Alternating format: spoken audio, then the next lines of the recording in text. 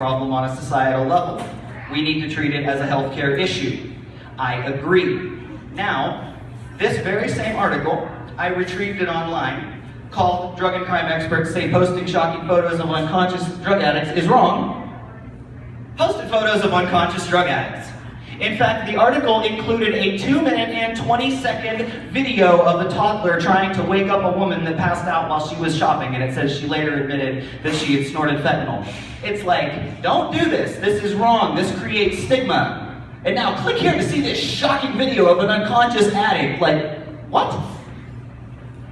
The hypocrisy is overwhelming. I actually shared this on social media and then I kind of rethought it and took it down. I don't want people to see those images. Now, we can't control what the media says, prints. I can't control it, y'all can't control it. What we can control is what we say in the public. Social media users, most of you, let's talk. Can we stop doing that, please? Can we stop sharing these kinds of pictures? I just saw one yesterday. It was like family photographed shooting up in a McDonald's. Like, who cares, number one? And number two, what does that help? Who does that help? How does that address this problem? It is sensationalist shock journalism, and social media users are participating. So I implore you to please knock it off. If you see something like that on Facebook, like, I can't even read the comments. There are just so many disgusting, hateful comments on those videos and pictures. I can't bring myself to read them. If you come across one, just keep scrolling. Don't respond. Don't say those people should be thrown in jail. Don't share it. Just, we have a responsibility for, like, we're in control of what we say. We have a responsibility. Please stop sharing that stuff, social media users. It's wrong. It doesn't help anything. It's disgusting. Stop it. Thank you.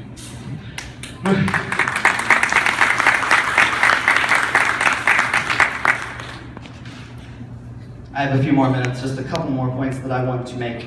So, all right, I talked about positive and negative portrayals in the media. I talked about social media. Let's talk about the political climate. Let's switch gears from the social climate to the political climate here for a second. Okay, what we're seeing in Harrisburg right now, although I said it was too little too late, it's good. Allocation of funds for treatment centers, good. But let's talk about the political climate in Washington, D.C. Can we talk about that for a second? I have some quotes here from acting head of the Drug Enforcement Administration, Chuck Rosenberg, talking about medicinal marijuana. Now follow me on this one, okay? Chuck Rosenberg said in the media this year, "We can have an intellectually honest debate about whether we should legalize something that is bad and dangerous, but don't call it, marijuana, medicine. That is a joke." The acting head of our Drug Enforcement Administration, who we should perceive as a society, as a barometer of the political climate in Washington, D.C., of how they feel about drugs, is saying that medicinal marijuana, which is legal in 25 states and used by approximately 13 million people, is a joke. Now, wait a minute, Jack, are you advocating for medicinal marijuana? No, I'm gonna fall short of that. Just follow my point here. In Washington, D.C., in 2016, we are faced with a nationwide drug epidemic. We have people dying by the thousands to dangerous and addictive opiates, both prescription and non-prescription. And in Washington, D.C., we are still bickering about whether or not a plant is medicine. So my message to Washington, D.C. is this. DEA, Mr. Rosenberg, if you are acting in the best interest of public health and safety, as you claim to be, perhaps you should focus on more pressing issues. That is absolutely disgusting to me, and it shows me how archaic and how far we need to come concerning our political climate in Washington, D.C., that we are faced with this deadly epidemic of heroin and prescription painkillers, and we're still spending time and taxpayer money bickering about a plant. Not advocating for said plant, I'm simply saying that our time and resources could be better spent elsewhere. Thank you. Y'all agree with me? Thank you.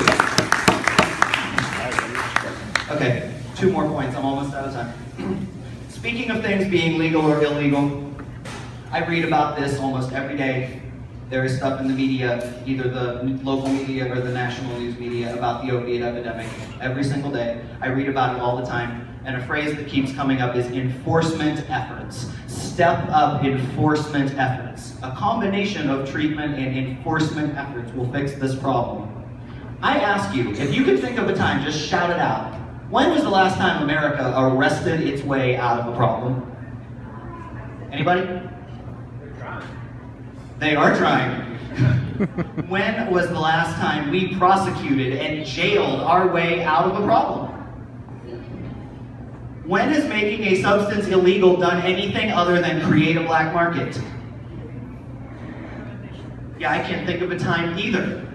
I am not saying to make dangerous drugs legal. I am simply saying, again, let's focus our energies elsewhere. Let's not focus our energy on putting users in jail. It hasn't accomplished anything since we went hard for the Just Say No campaign and the war on drugs in the 80s. This is the mess it's gotten us into. It's not going to get us out of it. We need to focus as a nation on treatment and not prosecution. Finally, I would like to speak about recovery communities. We have very strong recovery communities here in Mercer County. I am very lucky to have been a part of them, to have been allied with recovery communities through CCC, through the MCCDA. We have wonderful recovery communities here in Mercer County, but I have a message for those folks as well. Addiction is not a black and white issue. Like any issue with human behavior, there is a ton of gray area. So let's stop arguing over which way to recover is better. Some people get clean through the rooms of Narcotics Anonymous and Alcoholics Anonymous, the 12-step programs. Others use medication-assisted treatment, like methadone or Suboxone, to quit using opiates.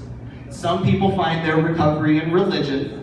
And some people choose to use less harmful alternatives to the dangerous substances that they had a problem with. Who am I to say that my recovery is any better than anyone else's? All recovery communities are working towards the same goal. We need to stop being judgmental of one another and focus our energies on getting people clean and saving lives, regardless of how they do it. One size simply does not fit all when it comes to recovery. So I want to leave you guys with this. Maybe you were hanging on my every word, and maybe you don't care about anything that I just said. This message is for everyone here. We have had a very tense and rather ugly year here in America. There has been a lot of racial tension in the news, violence, hatred. Now we have a very polarizing presidential election coming up, and that's only boosting tensions higher.